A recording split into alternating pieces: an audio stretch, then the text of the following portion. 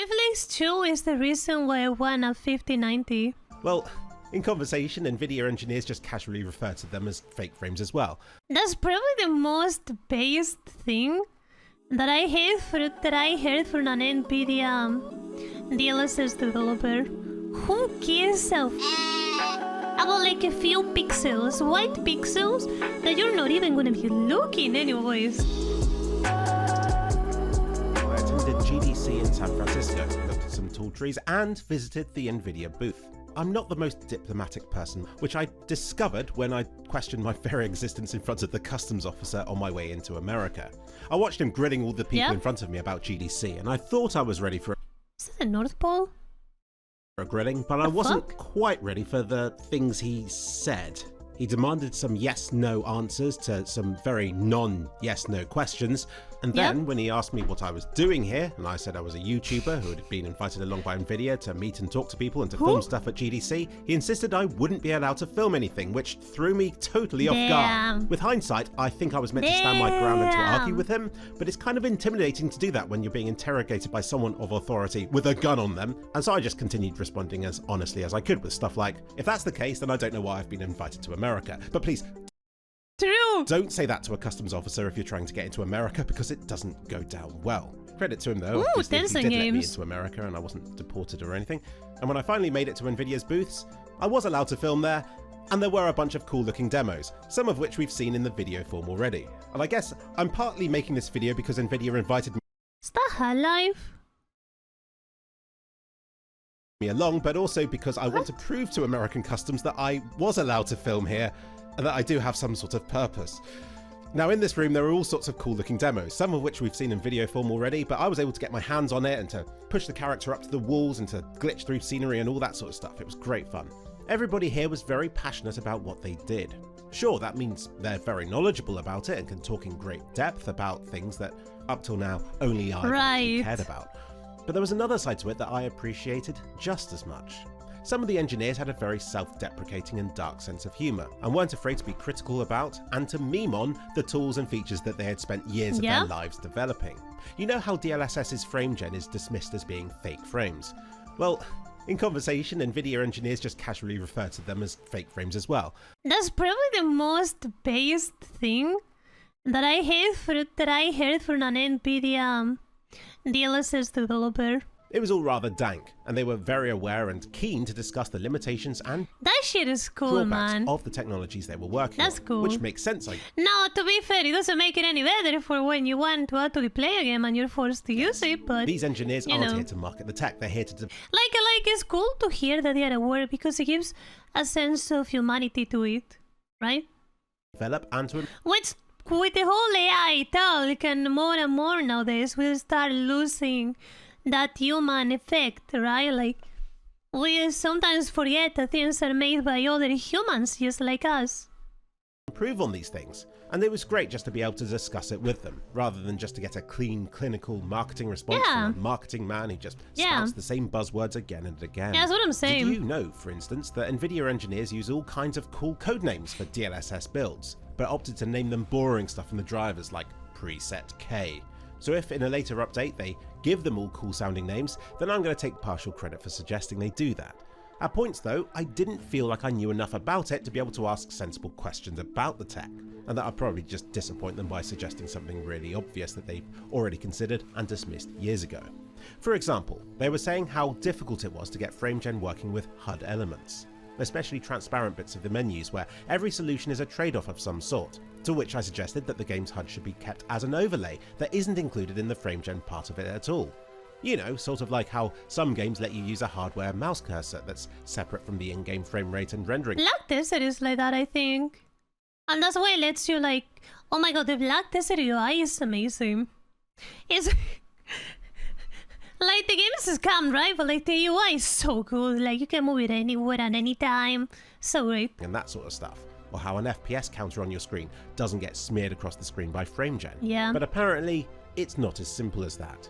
Because if it was, then they'd have done that already. But the Reflex 2 demo is probably the thing you'll want to know about the most. What is Reflex 2? Well, NVIDIA... Reflex 2 is the reason why I won a 5090. here divide their features between DLSS and Reflex, though it's a bit of a mess on the DLSS. Even though they said they're gonna add it to other graphic cards within given time. I think it was like a year or something. I don't remember. Department, because there are some DLSS features So like they're keeping it, basically. which drop latency, but there are also some that increase it, like FrameGen. Now, while FrameGen requires Reflex to be on, Reflex doesn't require FrameGen to be on. Reflex focuses on cutting latency, which everybody can agree is a good thing. Reflex 1 goes about this by optimizing how the rendering pipeline travels between your CPU, GPU, and screen. Aside from there being potentially a bit more power draw, there's no other downside to using Reflex 1. Reflex 2 goes even further to try and cut the latency even more, and it does this by applying the latest mouse inputs to a frame that's already being rendered by the GPU. So it's almost like it's I want it so bad, man. I want it so showing bad. mouse inputs a frame earlier than before. And in theory, it's possible to combine this with FrameGen to reduce the input latency, which is the one major downside that comes with fake frames. So it means that you could have all this on and it would be the best of all worlds. But all that is... so like you will use Reflex 2 to counter FrameGen.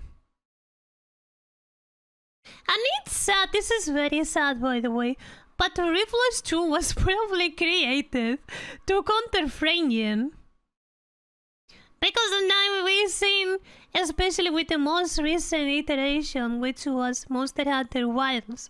Monster Hunter Wilds, which you're kind of like forced. They don't tell you, but they pretty well advise you to use FrameGen on it. Still in the future for now. While at this booth, my testing of Reflex 2 was there simply to determine whether it cut latency and whether it came with any visual downsides. The demonstration I got my hands on was in the finals at 90 FPS, and I had a button that toggled between no Reflex being on, Reflex 1, and then the new Reflex 2, which made it very easy to cycle between all these different settings and to feel the differences. It quickly dawned on me that there was no way to convey the difference in felt latency between the different settings, but I did film this close-up of the weapon model as I cycled between Reflex off 1 and 2. Now, frame view was visible in the corner of the screen, displaying the frame rate and latency readings. Frame rate remained about 90 FPS regardless of the settings used, but the latency readings effectively halved with every step, going from 40-ish milliseconds of latency with Reflex off, down to just 20 milliseconds with Reflex 1 on, and then down further to 10-ish milliseconds of latency with Reflex 2 enabled. So while it does indeed halve the latency again, mathematically the improvement isn't double. It's more like 50% better than what Reflex 1 enabled already. Kind of like how the leap from 120 to 240 FPS is only half. It's because like all these people can't see it, but I can almost guarantee you that I could see this difference. The improvement that the jump I'm so sensitive to this stuff, man. But it's still obviously an improvement. So in short, Reflex 2 made playing the finals at 90 FPS feel more like I was playing at a higher frame rate or on a more responsive monitor than were I only using Reflex 1 or nothing at all. So that's good. It does what it intends to do. My secondary concerns with Reflex 2 were things like it incorrectly calculating the mouse movements, which could maybe result in stuttery motion or mouse smoothing. That was, by the way, this is right here, one of the only things that I'm worried about. But none of that transpired. It appears to fulfill its intended gameplay purpose. But what about visually? You see, in order to update an existing frame for new mouse movements means shifting stuff about, which leaves gaps behind that it needs to fill in. You can see these areas being represented by white areas on the screen just here. Now, honestly, I couldn't spot any issues around the edges of the screen. You're not really looking there anyway, so if you're okay with how that looks with FrameGen on, then you won't mind with Reflex 2 on either. But I did sometimes think I saw the anti-aliased portions around the character models leaving a ghostly remnant. I proudly present to you some quarter speed motion. So that's like basically what it basically makes is like a motion blur on the edges, right? It's like a motion blur that gets applied, but only on like the frame of the monitor. Showing the difference between Reflex 1 when and you move Reflex fast, 2. I guess. Indeed, a line of half-transparent pixels from around the weapon model are among the new artifacts that Reflex 2's infill feature seems to introduce. But some of this was there already before, because the finals has terrible image quality in general. A few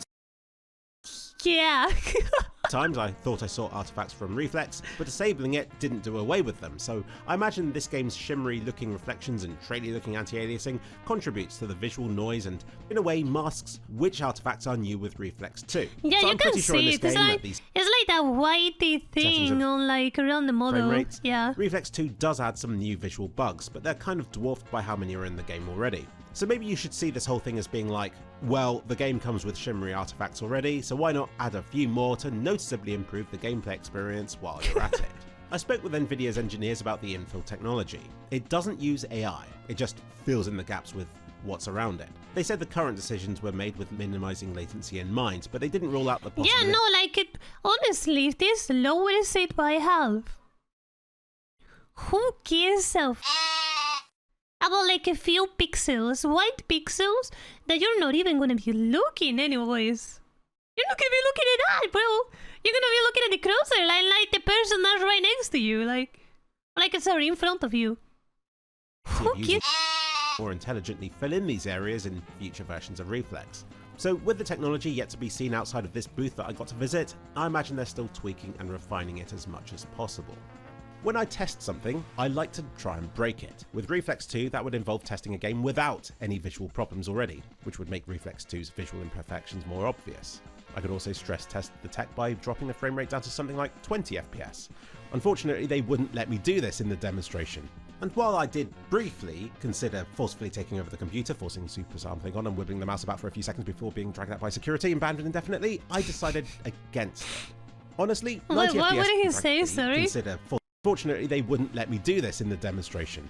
And while I did briefly consider forcefully Well, what did he do? stress test the tech by dropping the frame rate down to something like 20 FPS. Oh, Unfortunately, yeah. too at. It's high enough to look smooth, but not high enough that Reflex 2's added improvement to the latency becomes too slight to appreciate. But I would still love to test Reflex 2 out at 30 or 40 That will be FPS funny. just to see if it could pass as being. Oh my god, what the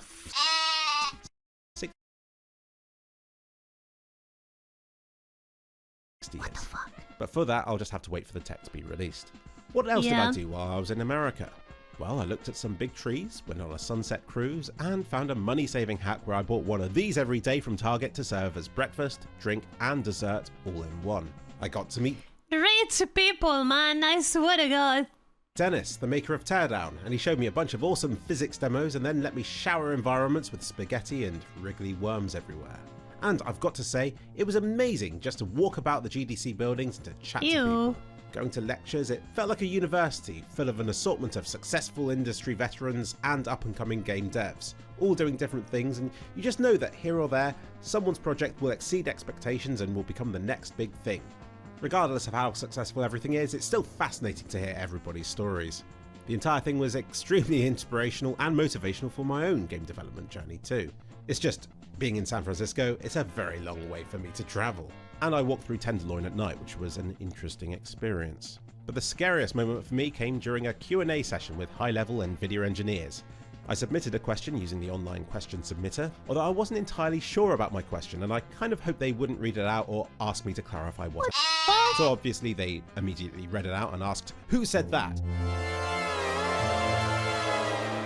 And I had to try and explain what I meant in front of all the experts and tech journalists there.